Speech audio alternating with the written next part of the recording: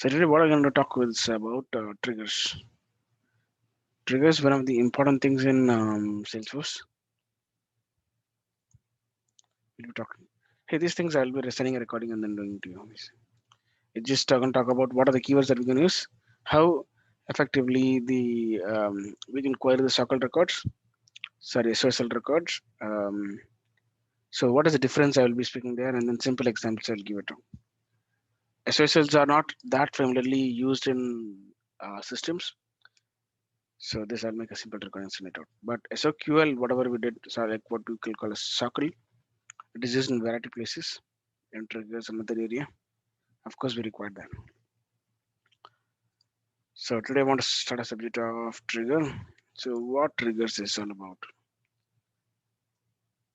So when I talk about triggers, it's very important to know about events. I'm just giving highlight things. What are the things we have to know about it? So we need to understand about events, and then when do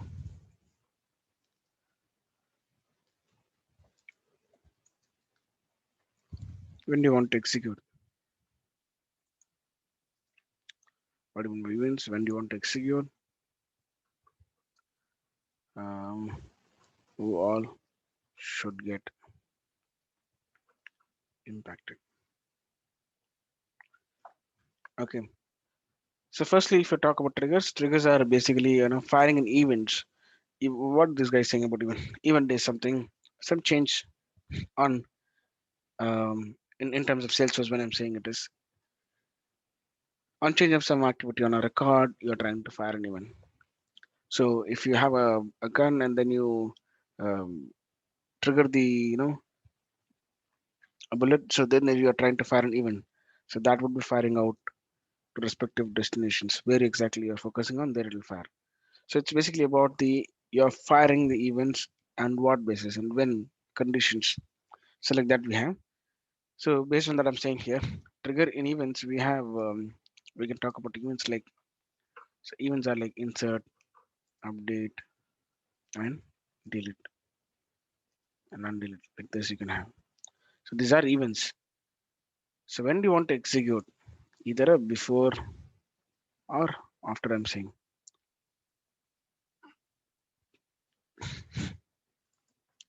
So it's something like before a train passes, I want to do some activity. After a train passes, I want to do some activity. It's just like always, we have a before and after life. So before, oh yeah, so many of the weight loss cases they will have no. So this is before and after. So everything is there is a change, and before whatever they had, and then talk about that, and after they whatever they had, they will talk about that. So something like that you think. So there is a before and after story always. Events, yes, we are dealing with the DML events. It comes something like insert, update, delete, undelete, all that you can have. So who all should be impacted? What should get impacted is the record which you triggered that record, or based on this record you're impacting some other guys. Who all should get impacted is I think this we have to put this way.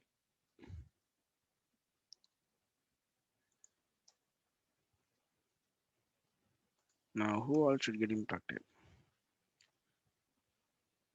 The record which fired, or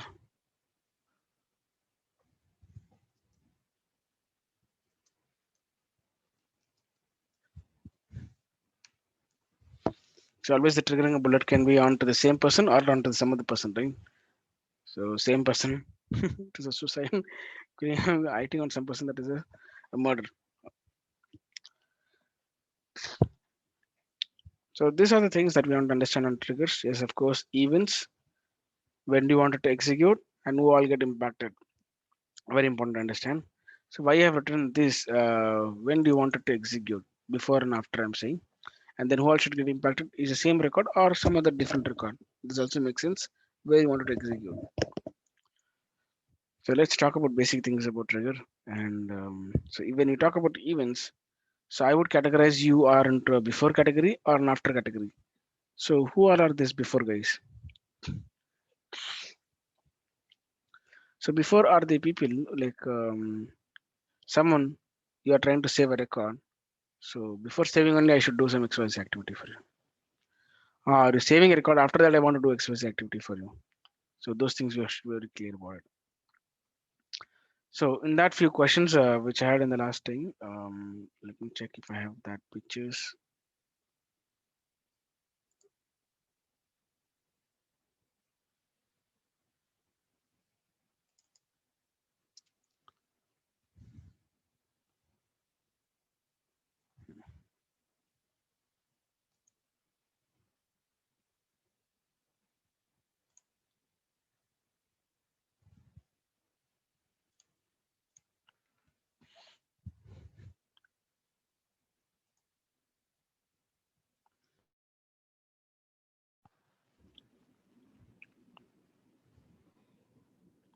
Are you able to see my screen?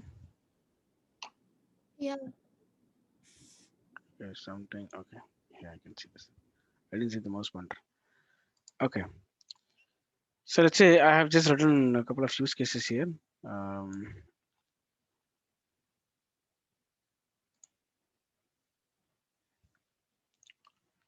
Use case one: on insert of an account based on the address, I wanted to locate nearest branch. So this is something in use case which I have. So last time I talked to the people about this. So why I wanted to get this is because it is a little clear here on when and what time I should use it. Okay, so if it is too clumsy, then we'll rearrange them.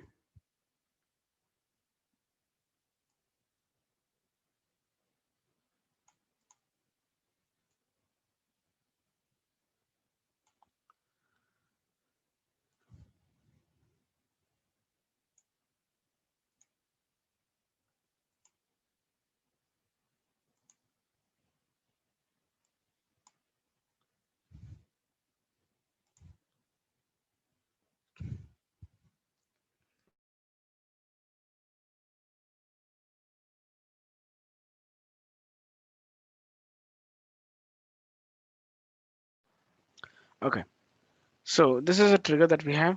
So what we're trying to do is on trigger, what we try to do is we have two things to do with. One is before and after trigger.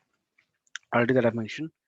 So very first thing is that what we're going to do is first thing is whether you have to deal with your existing record or you're trying to do with the new records.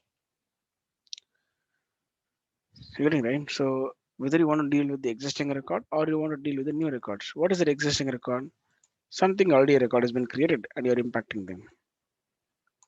So why all this you wanted to do is because so there is always use case, right? So go find the existing record on anyone people are updating the existing record. So these are the XYZ changes should happen. Okay, let's say you're trying to deal with the new records.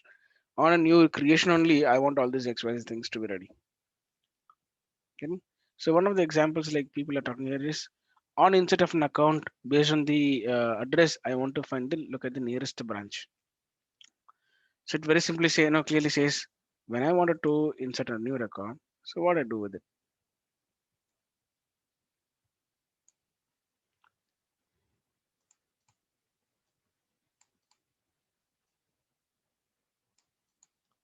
Sorry for the-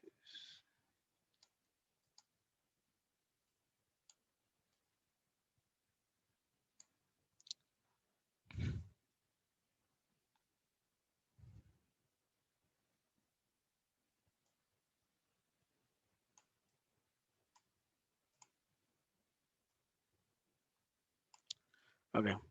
So this is simple use case. We can create the use case multiple, then no issues with this. So what I'm trying to say is, so this is a trigger that we have. So when the triggers would all will do is, let's see, I'm onto this record. Yeah. So I'm onto this activity. So the moment I try to this edit this and a save record. So this is basically an update activity of performing it. So while doing an update activity, so for this record, maybe using some parameters, you are trying to pass somewhere else and getting the latest record and updating here. There could be chance. So this is something called as you are on editing, you're doing it. So could be. one of the events like this. Of course, right? You went on to the existing record, you are updating a record. On updating a record, you want to do something, some logic you need to be processed with. So then use this event.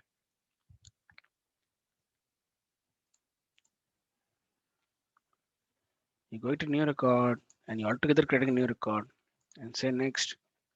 After doing this all, you know, keeping all these values and you click on save. Then what happens? Then this fires. Because on insert, you're trying to do that activity. The same way, when you click on some record and then you try to delete, so then so this event fires.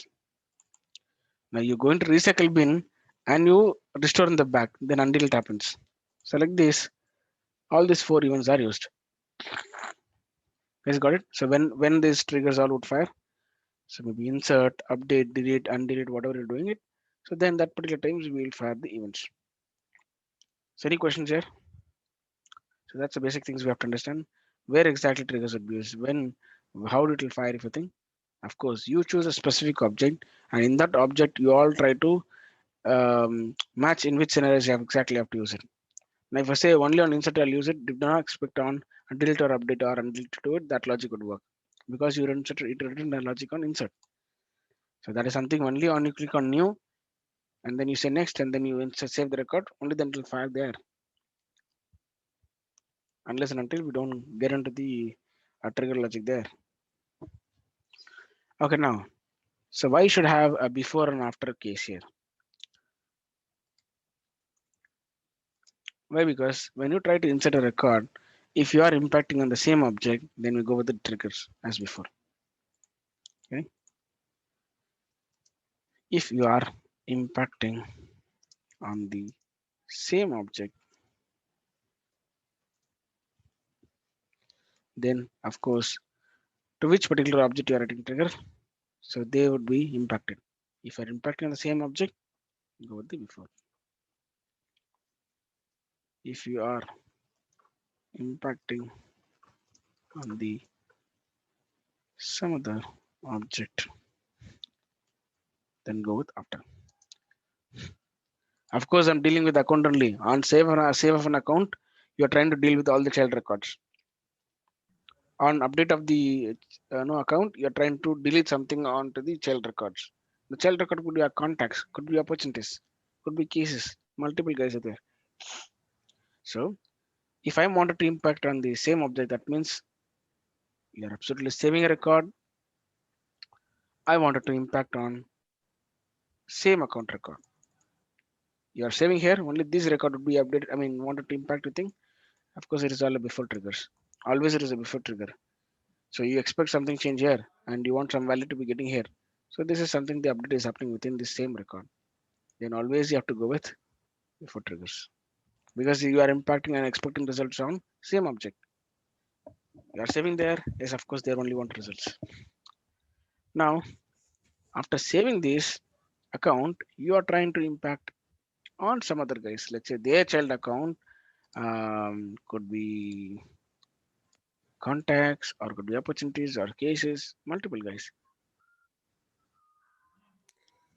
Why you want to impact it for them? You say my account address has got changed and all the child records who are there, they have to report to me. So I'm just modifying some value there. Or on a change of an account, so the case whatever they're having it, so they are in reopen state. Something you get a clarity there. If I change something on account, of course I do that. Or you are what do you see? For example, this account is like a if thing a restaurant. I'm changing the accounts or I'm moving this restaurant to one place to another place or changing the location of this restaurant. So all the staff should report to them, right? So they also would be impacted. So like there's multiple things you can have. So early for the staffs, all it was 5 kilometer travel. Now it is 20 kilometers to travel. Now their 11s or something XYZ you should increase up. So based on that, there could be an impact on the change of the locations. Or you have to readdress these staffs to some other location which where is within 5 kilometer radius. So then all these guys would go to a different restaurant. Is it getting how do I am correlating this contents to a trigger? Yeah. So of course, anytime you save a record, there would be impact on the same object or they could be impacting on some other object. So that is the context we're talking about. So while talking, they have two keywords, which is called as before and after. So what they do is before insert, you want to do this, before update or before delete, before undelete. Or you want to do an after insert, after update, after delete, something you do it. So events are classified more like this. So when I say you are impacting on before, okay. So we say before when, on, before insert only you do this logic for me. Before update, so before delete, before and delete.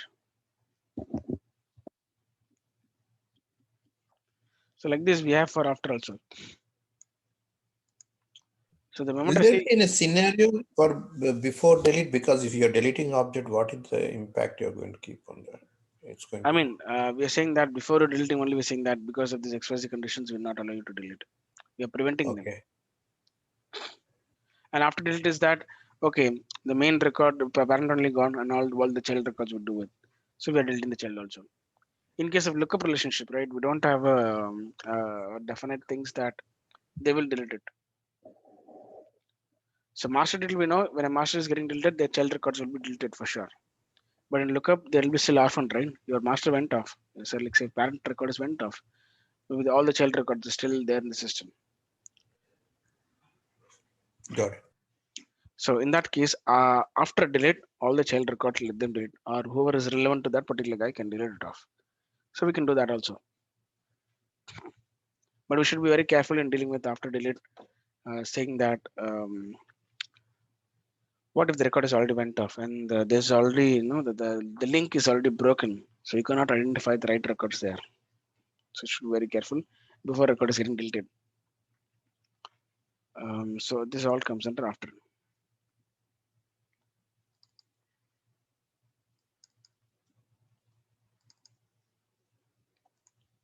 So it's any one of the delete only I think you can achieve it. I think here either you are stopping them, don't delete it because there are so many child records, or after deleting, so it is very difficult to capture all the child records associated to it.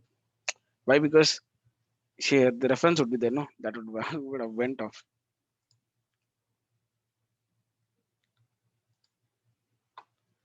After deleting an account, you come here and see, so this won't be there. Without then a respective account, this should be orphaned record. This account, I mean, this particular contact is not relevant to any of the account. Getting so at least in a before trigger, this value would be there, and after trigger, already the account is got deleted, and the moment when you come and query an account contact, so that particular ID would be not there. So what we try to use is we try to use old trigger.old. That old value will have something to process with. So I'll tell you when it comes to after delete. So we'll give an example there. Don't worry. Um, so this is what things we have. Events. What are the different events we have?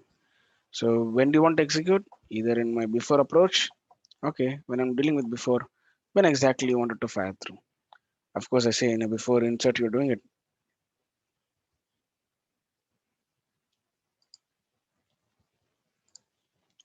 Before insert is absolutely talking about this. Before a new record is getting inserted, please do all this activity. So like that, one of the example was this, which is that on insert of an account, based on the address, I wanted to look at the nearest branch. So if this is a restaurant application, so on account, if it is inserting, so I wanted to get the nearest restaurant. So we have to change this out. On insert of an, let's figure out. Change this question. On insert of an account, no, it's on insert of a business account or a personal account. Based on the address, I wanted to look at the nearest.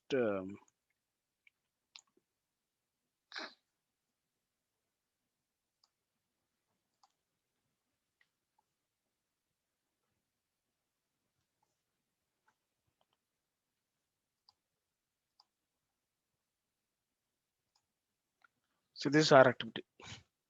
You're inserting an account. This account could be either as a business account or a person account. Could be any of them.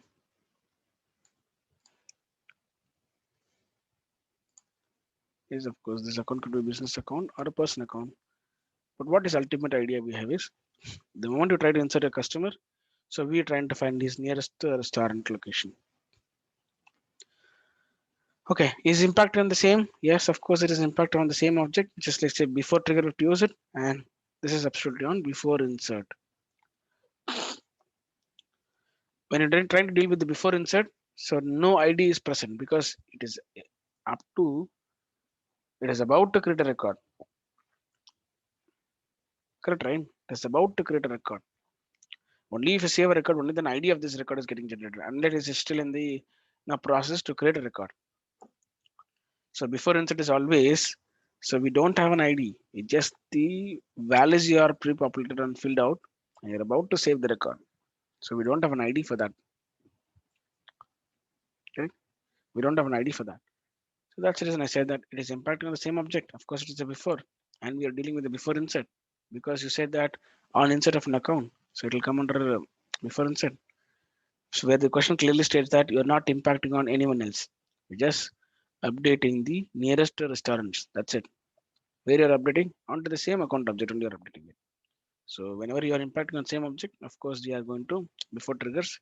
And this talks about insert, so we're dealing with insert. So it is before insert. And moreover, when you're trying to insert a record, fresh record, you not have an ID. So when you will have an ID, after record is getting saved, only you will get an ID. So any questions here?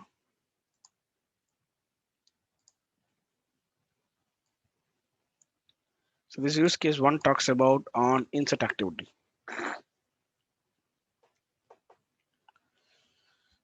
Now let's come back to these things where I've said you so before when you want to fire and after it is impacting on some other object. Okay, some other object in sense. So now let's say this record is saved. The moment you save, you generate an ID for this account. And keeping that account ID, let's assume all the existing records when you want to deal with that is something let's say this is an account which is open here. Now on save of these record, you are impacting all these related objects.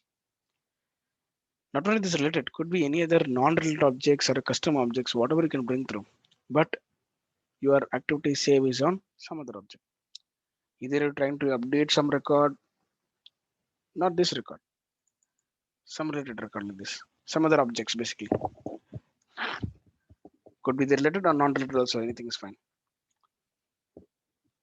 So you are impacting on some other object. So then we all deal with after triggers. So generally we try to tell it as before trigger or after trigger, we directly talk there only. When I say after trigger, yeah, the meaning it is you are trying to impact on some other guys. Of course. In what way? So impacting some other people as you're trying to insert a new record, or you're trying to existing records, you pull up them and then you are updating those records, or you're trying to delete these of there any of the child records, or you are getting them back.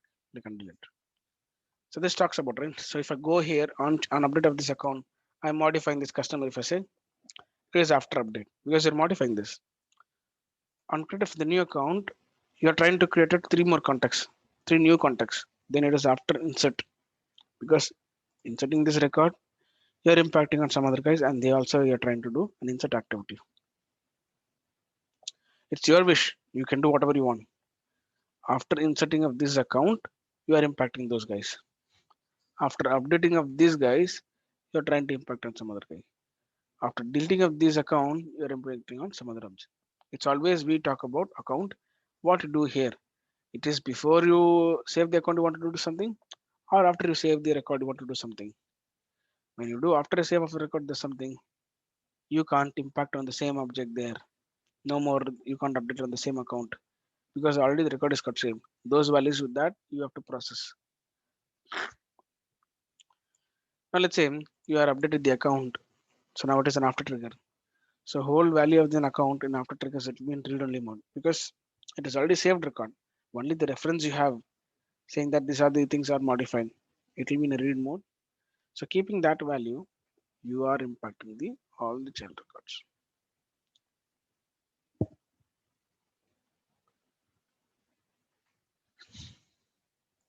So I'm changing the account, or let's say after inserting the account, you're impacting them. Before saving the account only, you're impacting them. But this is on same object. So you can't do this like that's not a best practice. I'm saying you written after record is getting updated. Again, you're re-looping back to the same object. That is something like you're doing an infinity loop. You are updated again after also you coming and updating the same guy. So it will be infinite loop. Do not do that. As after you should use it only for some other people. In after also again you're pointing to account if you do, then you're making a chain of loop. So it is a crazy. And I said already they are in read mode. Then again it will be still more crazy, giving a lot of errors to you. So make sure. And after that, okay, but you have a vision that okay after this I will do update some other people. Only then you have to come here. Okay. So when do we touch trigger? So firstly, we know we have just talked about this. When do we touch trigger? So I would say something that so you have a lot of options. Before just coming to triggers, you have a lot of options. What are the options? Salesforce I'm implementing more onto the point click, more onto the point click they have. So majority of the before triggers would be done with the validation rules. If you see validation rules, why validation rule? Let's say let's talk about before triggers here. Before triggers in point click, I'm saying you wanted to stop something saving a record, then go with the before trigger. Correct, right? Something you want to stop with before you're saving a record. If you're stopping them, then you're having some validation there. Let's say your phone number is not correct, or your website address is wrong, email pattern is something wrong. Before a saving record, only can prevent them. So then it is before a saving record you're preventing them. It's mean it's absolutely you are dealing with before triggers. So I would say that before saving a record, I won't say before trigger because we're doing at the point click. Before saving a record, using the point click, how to do is you stop them using validation rule. Basically, you are preventing them. The same preventing we are applying here. Getting in before insert or before update, we are trying to validate the record, saying that are you eligible to delete a record, or eligible to update a record, or something you return a value or add a value that is missing, or formatting is not correct. So we can stop the validation rule, and we can have workflow rule to do field update. You remember? So I want to pre-populate this value saying using a field update, you can update the record of each record of the same record you are trying to update. So workflow to do field update on same object. Of course, all the workflows are impacting on the same object only. So workflows tend to have can deal maximum onto the same object. So using a workflow, you cannot delete any records. So just you can simply update the record. So maximum workflows are helping out to do a field update on the same object.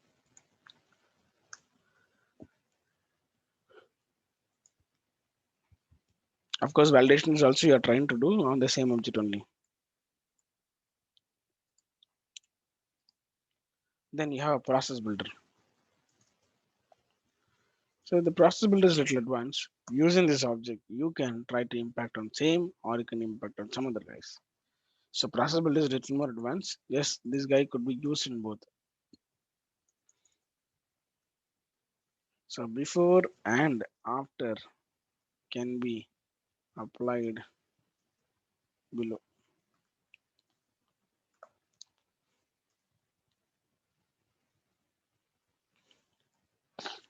So only before where you want to apply is these the two guys are there.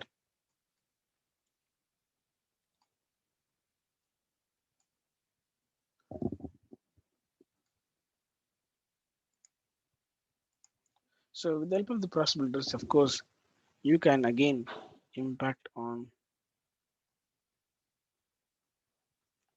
same object or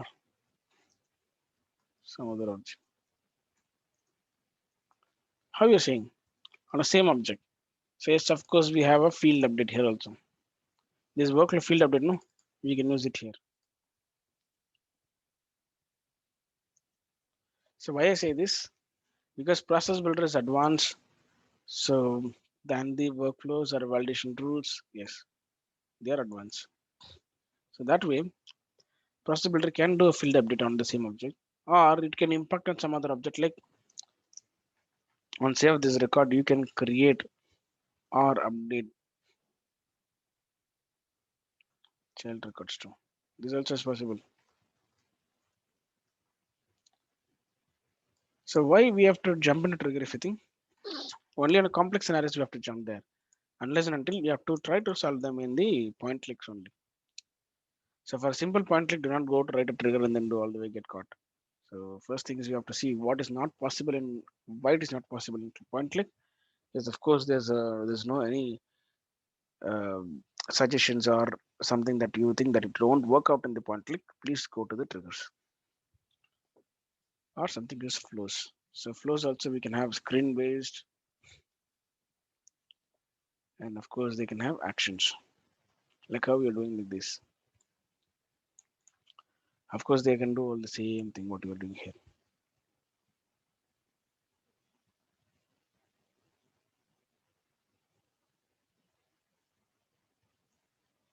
Whatever you're doing with the screens or actions you can do with this.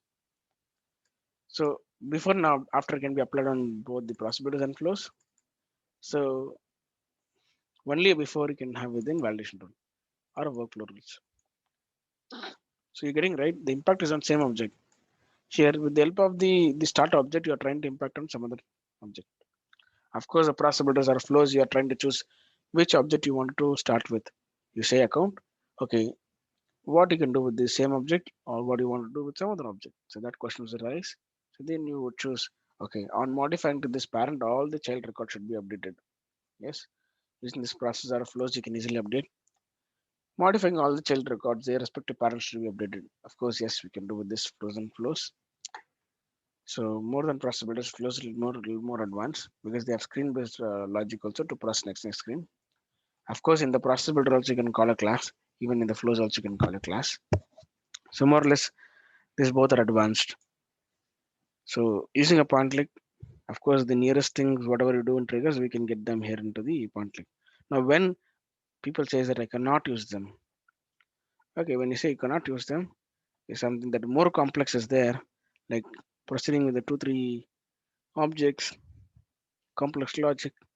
You need to hit some service and get the results, and based on that, something you're trying to process next things. So in that case, your flows or process builders we cannot achieve those things. Of course, you have to get back to triggers. Triggers are the more advanced rates. Only then you have to come here. Till then you solve with the using this point clicks operations. So very simple example as a layman things. If you think, how do you treat them these people? So when you want to go a point click, when you want to go to trigger, always I use this example. So if you have a simple headache or a stomach pain or simple things you want to get diagnosed, you may use your own ways of understandings to solve them, or you go to counter center to ask for a medicines and you can do them. Or else the nearest things you will ask is maybe in an hospital, so nurse or someone would be there, so they will solve your problem because there are very simple things. Or a simple doctor also could be there, so they will give you direct prescriptions to the points whatever you got issues with. Because it's very simple. Take these XYZ tablets or take these medications, you'd be solved with. So that is something that a cold fever cough when it comes to normal case, I can easily solve them by this thing. But what if something it is like you have to do a surgery and it has to go with a critical process, and only a surgeon can deal with that, isn't it? So your cold cough fever, doctor cannot do a surgeon activity. Or if this guy is a surgery guy, the surgeon doctor, he will not do all these things because he's a very experienced guy. He will not come to this area and all. Of course, if his experience is he knows this also for sure. Only then he can move to this level.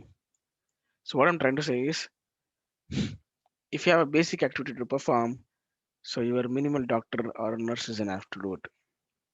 You know that something this cannot be done with this. Of course, there's require a surgery. Only then we have to go toward triggers because who does a surgery he knows what knows where to touch and how to touch. To only that expert level, you have to come to trigger. So I also can try triggers if you do, but basically you know that what you can do with the triggers because you're touching the nerves of the system. If something a change, the entire system can collapse. So that could be a critical problem also. So only then we have to come here. So trigger is also the same way. So be cautious here. Something a change that you do it, it'll impact the real systems where you cannot save the record. So you are editing it because of your error. So this is not allowing you to save something like this because of your error. Something it is not allowing to save. So how long you can keep hitting these errors? You have to solve the problem, right? To solve the problem, you need to know. So what are the triggers that you written? What went wrong? To go fix them. So we should be very careful on that when you're dealing with triggers. So the moment you start writing triggers, you assume that you are like a surgeon, so who knows in and out of the system. Because the object that we're going to touch, you're saying that on insert I'll do this, on update I'll do this. You're saying, of course, you are trying to insert this record now. While inserting, if this doesn't allow something that the code which you written, so that is having an issue. Till now it was working fine, you think? Till now it was working fine, you think? And based on the modified code of yours, so this is causing the issue, not allowing to save the record. So then we are creating the problem there. So that is the reason I'm saying. So we should be very good to know that where to touch, what to touch, how it triggers, what is the problem, all that you need to get know. So if it is very simple approach, please do not get into trigger and say that, hey, you are a normal general doctor, please solve these issues. If you go to surgeon also, if you say that this is simple things I have, he will say he will direct you to go to this general physician. So he's already there. He can give the right things to you because you would have some other busy activity with some other surgical based things. You will do with that.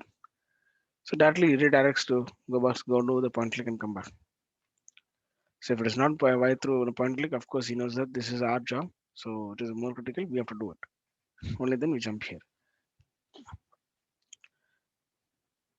We've got this. So what are the events?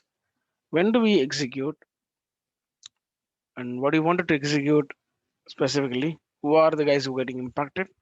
If this is on a before or an after. So either I only are getting impacted or all my training guys are getting impacted. So this is something. If I'm getting impacted, something that I'm working on something. Based on me, you guys all are impacting. Okay. So if I'm not taking the session, so none of you can join the session today. So that is something that yes, it is a dependence is there. So that is something like after hosting an event, all you guys join. So something it is like that. So did you guys get the basic understanding of what its trigger is? Yeah. Okay. So we have something called as okay, less than 1 minute we have. So I wanted to say you something we call order of execution. We need to really understand order of execution. When I say, hey, so there is my point click also is running, and your original logic surgery also is running the code. What to do? Who would run first? Getting it right? So you went to general physician. He has given a tablet to you, and you went to surgery also. That so what I was saying is here. Yeah. So comparing with the before and after, I was saying. So if you go to general physician, so this point I was left out. So if you go to general physician, he is giving you some medicine, and then you're taking it. You're going to after, I mean, you're going to surgery, and then you also meeting him. So he's also giving medicine. So then what happens is, okay, now there's a confusion comes in. Who first? I mean, which particular tablets are getting diagnosed, or who is given what type of medicine, which is getting first executed, and then go with the next one. Correct, right? So you met him also. He has also given some medicines to you, and he is also giving some medicines to you. And that's a crazy things happens. Now we need to identify in what time exactly you fired. So always you only the first one to fire, and next one who will be the next guy who would run through. So this is what we want to understand. For that, we will have to go through trigger order of execution. So who is the first one to execute? Who is the next one to execute? So there's always rules and regulations set, because if you come to here a record, it's not so easily we can tell. Um, this is a simple account we see, and you click on it, and the moment you click on save, who knows what are things you have done with this particular object. You might have written a validation rule. So system validation, this is the system validation. First thing, saving a record. Without the mandatory field, I will not allow you to save. So this is the first validation. Which validation? System validation. Something you write a validation is called as custom validation. Something out of box sales was only a written validation is a standard validation. So or called as system validation. So first there run. The next is some other value you have given something like a fax is mandatory. You have made some validation. If you don't give this value, you save it. So then this guy would fire. So first it checks with system validation, then checks with your all custom validation. Then if there's no any issues, it jumps to the next line. Okay, before logic. In before logic again we try to process. Okay, all the values are safe. Then it tries to about to save it, but it don't save it. It just simply a saving a record in the temporary space. Again it jumps to the after trigger. Because in one single save in a fraction of a second, it does all the scanning process. It does all the scanning process from the point like to if written a trigger again all each and everything it's gonna quickly check and then it will save the record. Every save operation or every update operations, whatever you're trying to do, from here it starts and then goes on to the triggers and until end there, and then only it saves the record. With this single save operation, it has in a fraction of a second it does so many calculations. So that calculation we'll see what it is. Triggers, order of execution.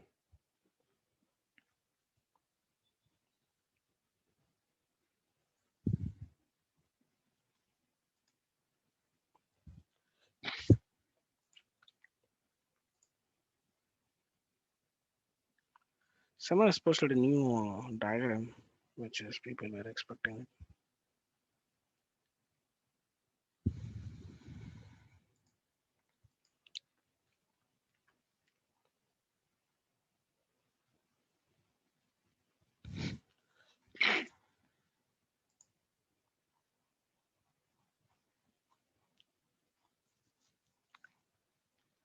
Okay, no problem. So they all talking about the same.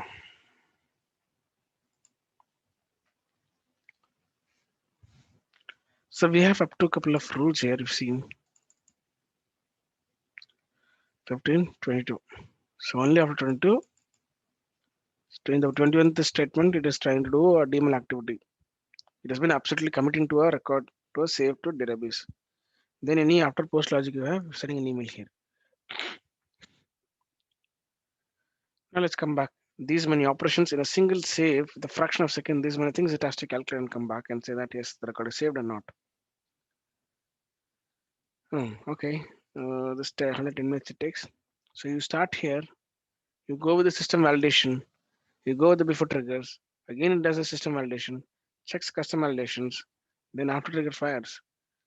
Then if you have any rules and regulations like say assignment rules, auto response rules, any workflows you written, again we go back to validation rule and check and come back. You written any process but again go on validation and come back. Any escalation rules written, entitlements rule anything written, and then it updates and saves the record. Very simple way they have explained this. But if you want to go still more detail, like a surgeon, come here. Let's deep dive and I expect to know what things has to be loaded first and what will happen next. Loads the original record from the database or initialize a record for an upset up statement or insert statement, whatever it could be. Load the original record. What is the original record? If you say new, you are trying to insert absolutely new record. It is. It is actually you are trying to create a new record. So this is an open UI. It tries to create a new record. You thinking that you're updating the existing record or you're impacting some previous guys? Then these all are the existing records already. So load the record to modify. Of course, you opened it. It is about to save. So this record is loaded now. So this is what they are talking as a load. So load the original record. Of course, I've opened it. Now, this is for the record which is existing. You are trying to do an update activity there. So load the new record field values in terms of you are trying to override the old values. Could be either I'm trying to create a new record or I'm trying to override this guy. Of course, you're trying to update or you're trying to create new. Always you have to follow the same execution. The same window will appear. New, all the values will be blank. Opening an existing record, only pre-filled value would be there. You're trying to change this value. All anyway, it is trying to update a record or you're trying to insert a new record. So that thing is first options. So while doing this activity, you're trying to override the new or old value, whatever it is. So you are getting into standard UI page. Of course, we are there. First thing is it runs the system validation. Correct, right? If you don't give this value and you say it's a system validation, mandatory field you're missing, it'll throw an error.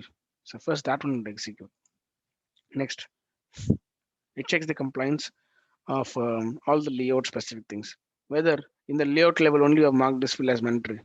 Background you didn't make it. Only for the layout level, 5 fields you made as mandatory. So then they all have stars. They say that, hey boss, this is important field. Please enter it to the value. So all the layout specific rules will run. Any required fields on the label, on the field definition level you have kept, they will run. Any valid formats you have, this all talks about validations basically. Your own custom validations you have, they will run through. So if the request is coming from other source, like say some third party is trying to insert a new record to Salesforce, so integration is happening. So we are not doing it.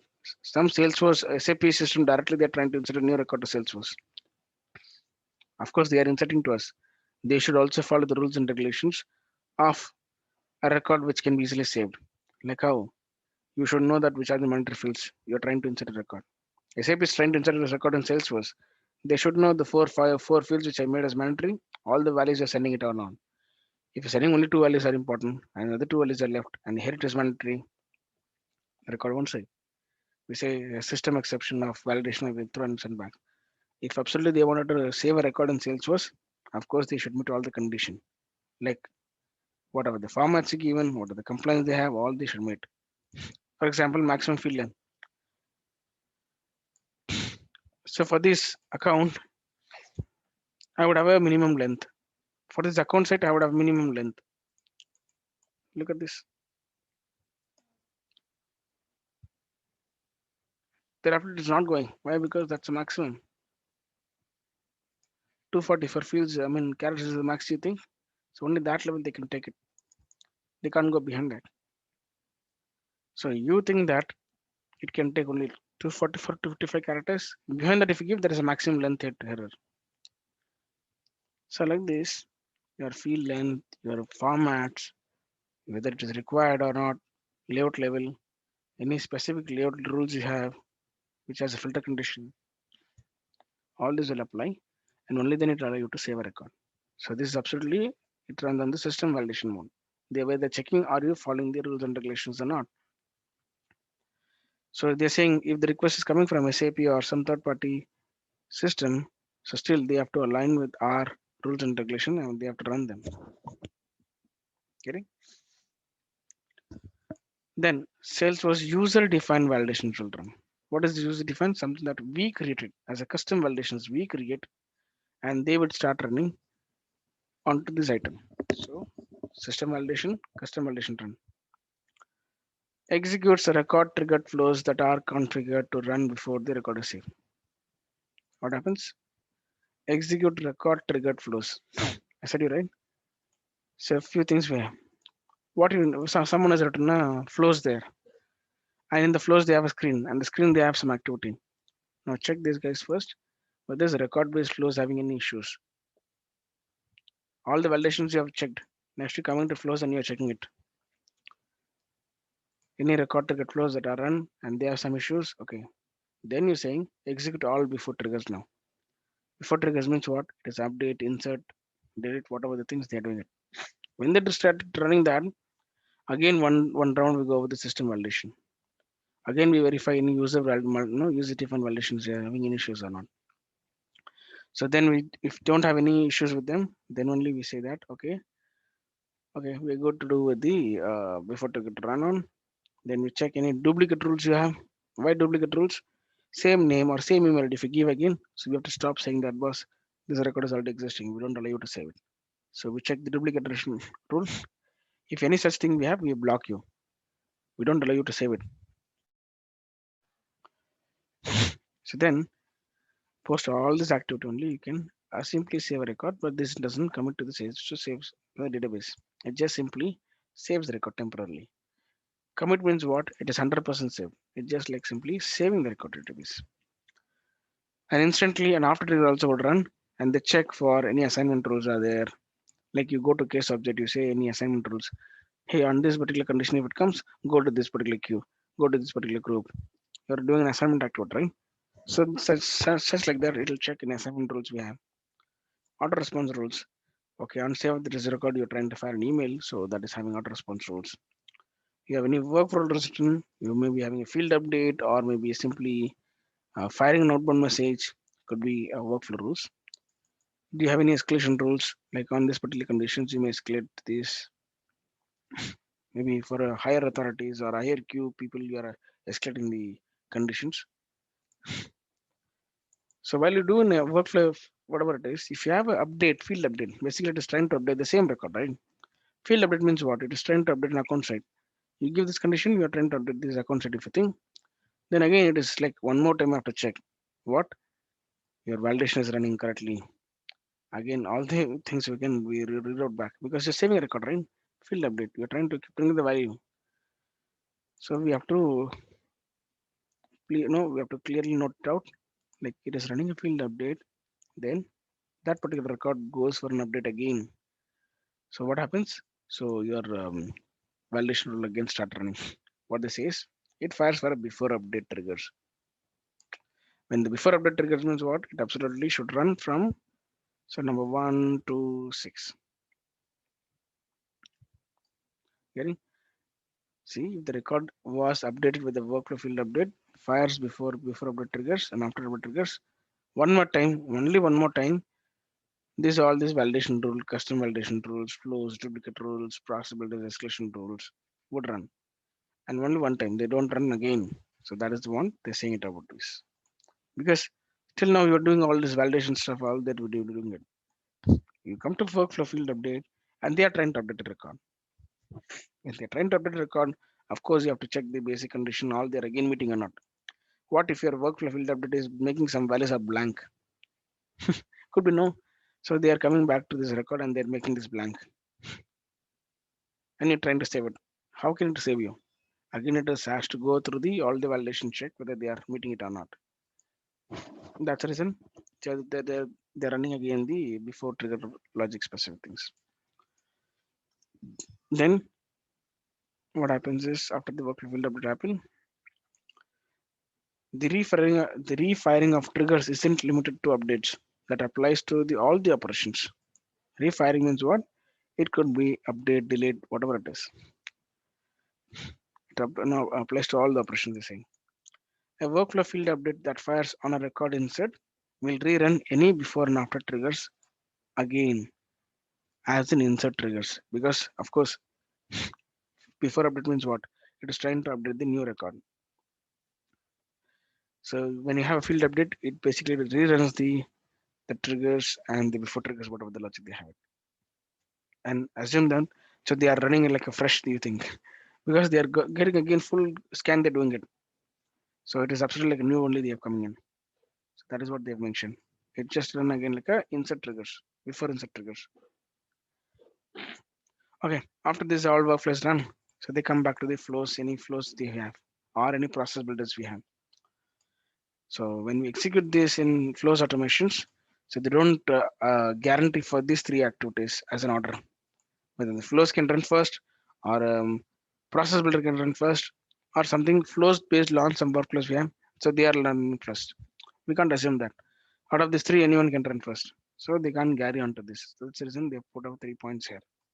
All these are different activities. Process builder is different. Flows is different. Why? Because the process is launching these flows and the flows is launched by the workflows. This I think it's in a progress of development, so it is yet to come. So process is launching the flows. That also could happen. So whatever it is. So could be sometime this is the first get run, or sometimes these are the first get run. Okay. So all the process builders and flows are run. So after the save process, what happens? So they go to check the entitlement rules, anything you have. Any trigger executed flows, they have to save something. What if happens again? Another situation. So you try to update a record, and that guy is trying to impact onto the child object like this. You are an account. You are going directly to the parent like say opportunity. You are trying to modify some amount value. Correct, right? So this amount value again it will come as a roll up summary. It will try to update a record here. Again one more time you have to run because you triggered something. It went to the child object and the child object there someone is updating the account amount. So that cumulative value again back come back to account and it should update here, right? For us, it is a simple roll-up summary. It is doing some background calculation. That is what we see. But absolutely, they are updating a record here. So then what happens? If a record contains a roll-up summary field, it's a part of the cross-object workflow reference or perform some calculation. So if you're updating the roll-up summary field in the parent record, the parent goes through the save procedure. Save procedure means again the same. So it runs through all the save procedure because whatever you do, you will running on a process. You have to do a full scan check. Either you come now, you come later stage, or come via some other process, all I don't care. So I have to go through a save procedure. Save means what? Like how a before trigger you're running or after trigger running, I have to thoroughly scan each and everything is having not impacted. So I'm no, it is again I'm rerunning the same thing and again. Still I will run because I want to make sure the system is running the calculation perfectly or not. So that is what they think.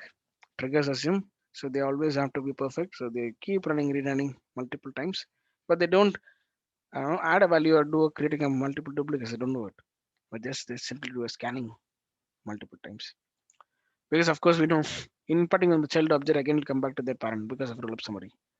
So they have to again go to a save procedure. Look at this. If the parent record is got updated and the grandparent contains a roll-up summary, again there's a chance of rerunning it. Let's say you are a account. So something we modified here. So this guy has a parent account. If this impact on this object, if a roll-up summary has been there something, and even their parent record also might have an impact. So again, your grandparent also may have a chance to impact it. So this is what they talked about. If the parent record is updated and the great grandparent or parent record over contains roll-up summary, even they also may get impacted because of the grandparent record goes through the same procedure. So any questions on this 18 and 19 line? Because otherwise all are simple one. This 18 and 19 line you got it? Yeah. Okay. Then it goes to any criteria sharing rules if we have. Like you said something, account object for these particular roles. Let's say your manager, you are opening up the access. Any rules and regulations you have there. So even that will run. So finally, of all this run, so it will try to save a record to the database. Let's say final commit to the database.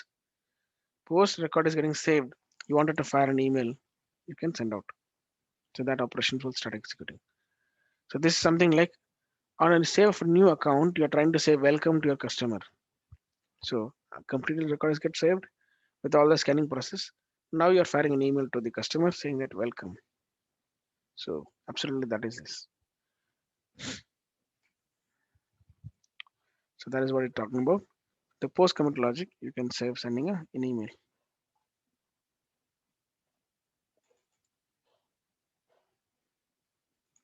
See, during a recursive save, keep on your saving it. Salesforce skips step 9 through 19. So from 9 to 19 it skips because you keep repeating, right? I cannot go multiple times. I cannot go to the parent, child parent, and update check them, whatever. It is crazy. So that time they skip step 9 through the 19. till the grandparent record.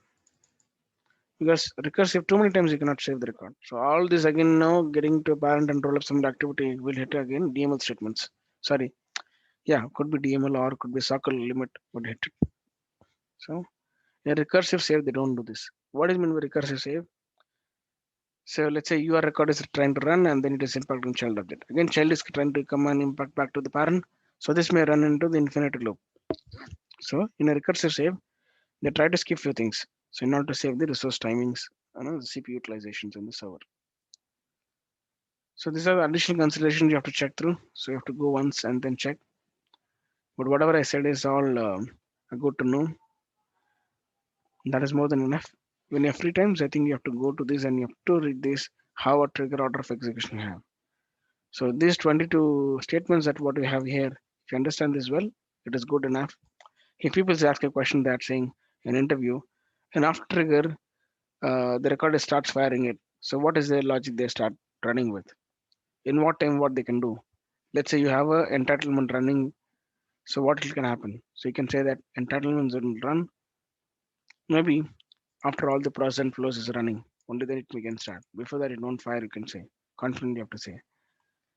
So before running a before trigger, can we go to after trigger if they ask? So that is not possible at all. Always I check with the current object, then only I can impact on some other object. So first always before would run, then only after will run. So that is something that you have to say. So I think you have to go through this order of execution and check who executes first and what executes first. Only then sometimes you will also have logic. Hey, I'm writing a code. Before my logic is getting executed, some other logic is getting executed first, and they are the one. I mean, they are the one who last updates, and my logic never runs. Or your logic is running, something on the last execution is changing the value. Like say somewhere in the flows or process changing the value. So you don't know that. So using order of execution, you can make out, okay, my logic after this possible is running, and this is guy is updating the record. So that is the reason it got overwritten. So now let me go. My logic put after all the possible runs, then let my logic to be there. So it is all you have to decide your order of execution when you want it to execute.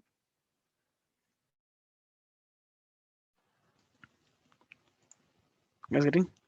So this is all more about the theoretic things we dealt with today. And I think tomorrow when I start, I would write a direct program and say about how to deal with before and after integration. Absolutely, it is all more on to talk about on which object we are trying to impact. So this object, record is saving. Okay, here you're expecting some change. It is impacting the same object. Now do I edit and save. So you're impacting on some other object. Okay, there's an after trigger. So while doing with this, we have few rules and regulations that we have to follow. First is about order of execution. When executes, what executes, who is the first one to go, who is the last one to go.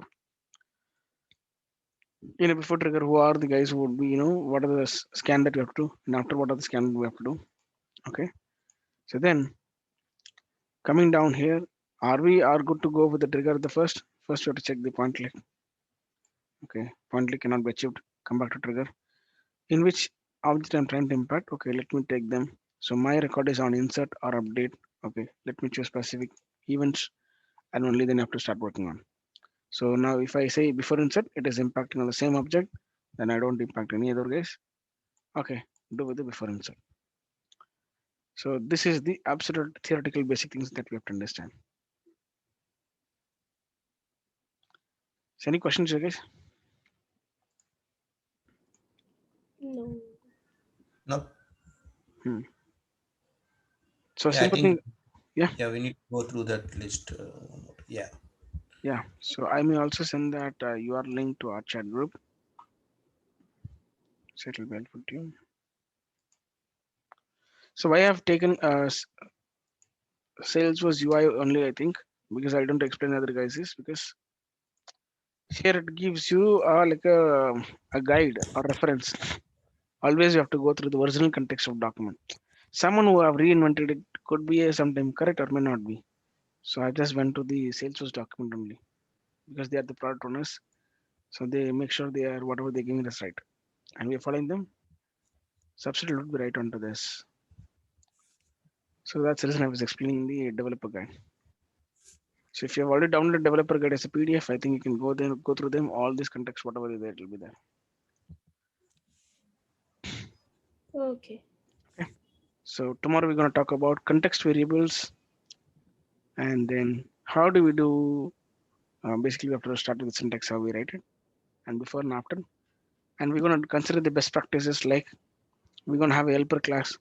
We're going to call some helper methods. And how do we achieve the before after triggers? All we see it.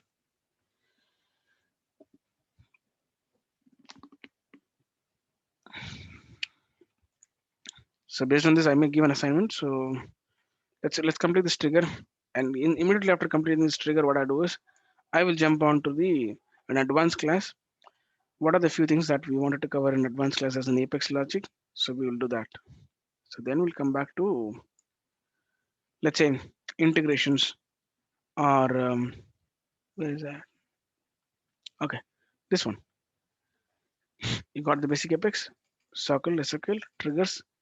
So we have to do a testing. Then asynchronous programs I will start. Using metadata, what you can do. Using dynamic program, what you can do. Then advanced test class, how do you write? So all that we see. Maybe advanced test class I would write after the integration also, because you also write some logic here and then you write advanced test class.